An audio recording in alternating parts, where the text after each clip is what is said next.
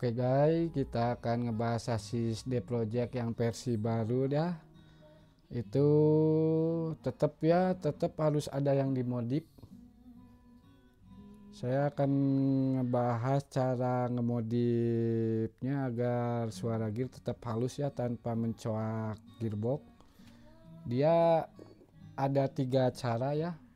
3 cara. Yang pertama, ininya harus dibesarin. Saya menggunakan diamond yang bulat nih ya, ini digedein ini. Jadi si as counternya dia biar bisa ke atas, karena yang mengakibatkan slot itunya si tutup gearboxnya ini yang mengakibatkan dia berat. Jadi caranya dengan cara ini dibesarin, atau dengan kita custom si sub counter gearnya agar dia bisa turun naik. Atau ada lagi satu cara, ngemodal dikit ya, dengan pakai part ini ya. Kalau agan beli di online ini ada, ini bagus, ini teman saya juga pakai ini, jadi nggak usah dimodif lagi, dia udah presisi ya. Karena yang sasis D Project baru itu tetap ya ada kekurangannya ya, si ininya dia berat. Ini saya custom sub aja ya, yang bisa bikin suara gearnya jadi lebih halus. Kita tes ya. Ini settingan baru ya, baru saya ya. Dia pakai sasis D Project, suaranya bagus.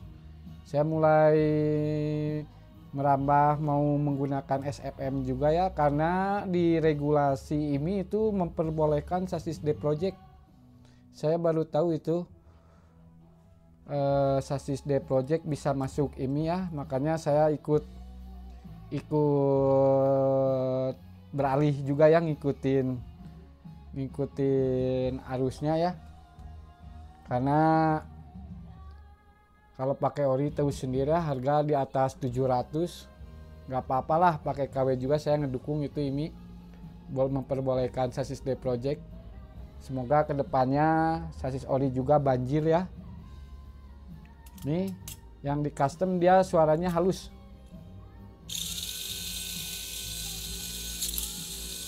Tuh.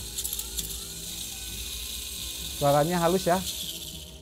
Settingan saya hard di depan ya, karena roda penggerak itu ada di depan. Jadi kalau marun di depan, dia hentakan awal dia pasti agak pelan. Karena karakter ban marun itu dia friction, low friction itu kan minim gesekan ya. Minim gesekan itu dia untuk biar dibelokkan ngebut ya. Tapi kalau di Sukabumi itu kita si hardnya di depan, karena penggeraknya itu ada di depan. Makanya kenapa seperti kebalikannya di Sukabumi gitu ya cara settingnya ya. Ini halus, ini suara gearnya. Nanti saya akan tes di atas ya, tapi kan ini kita cara ngebahas gearnya aja ya. Ini saya custom subnya aja kalau saya, agar dia minim berisik. Bukan minim berisik, biar nggak terlalu neken. Tuh si subnya ini dia runcing. Sub ininya ini waktu zaman STB kita pasti tahu yang namanya gear banci. Saya diginin doang sih. Jadi nggak usah ngemodal, paling subnya aja yang dirombak. Saya menggunakan power dash di coklat merah ya. Tuh. Jadi si yang menyebabkan dia terlalu neken itu karena dia nggak bisa gerak. Harusnya kan dia gerak. Terlalu neken. Jadi kalau di si subnya itu di custom, dia ngangkat si tit ini emang agak sedikit kurang presisi ya. Yang baru juga ya. Ya segitu mah uyuhan bagus itu ya, yang yang aftermarket tuh, dia harus gini nih, halus si putarannya, jangan berat, diputerin tuh berat. Kalau berat itu pasti ngehambat kecepatan juga ya. Jadi yang sasis D Project baru, versi baru ini saya rekomendasikan, bagus lah ketimbang ini yang versi 2, dia agak sedikit ngedop.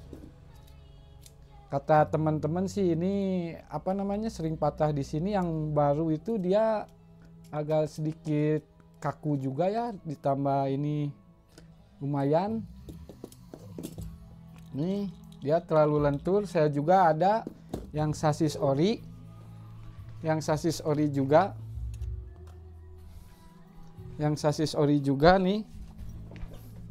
Saya juga sasis ori Tamiya ya, ini zaman STB-an Pro ya. Itu waktu dulu itu sangat populer.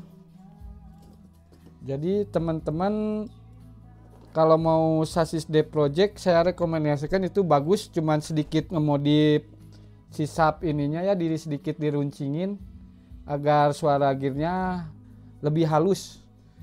Ditambah biar speed juga keluar, karena kalau kita putarin si ban itu berat, otomatis dia ngehambat kecepatan. Karena gear terlalu gini nih, terlalu neken. Kalau orang bilang ya. Ini banyak orang pakai SFM itu emang spesial, itu sasis spesial. Zaman dulu STB-an itu ini jadi primadona sasis SFM itu, karena titik berat dia di depan. Kalau soal loncatan ini jangan ditanya ya. Kalau di ST itu kayak MS-nya. Kalau di set damper ini emang perfect. Settingan saya yang dipakai ini pakai lurus aja biar hemat. Saya di bawah biar dia roller turun, saya udah kasih tahu ketinggian roller sangat berpengaruh kecepatan. Ini lumayan berat juga ini. Settingan saya begini ya, nanti akan kita tes. Saya cuman ngasih tahu aja agar gimana caranya si gearbox itu tetap halus ya. 3 cara, ininya dibesarin atau ininya diruncingin, atau beli yang plat ori Tamiya. Temen itu pakai lumayan bagus, itu bagus tanpa ngemodif, cuman ngemodal aja.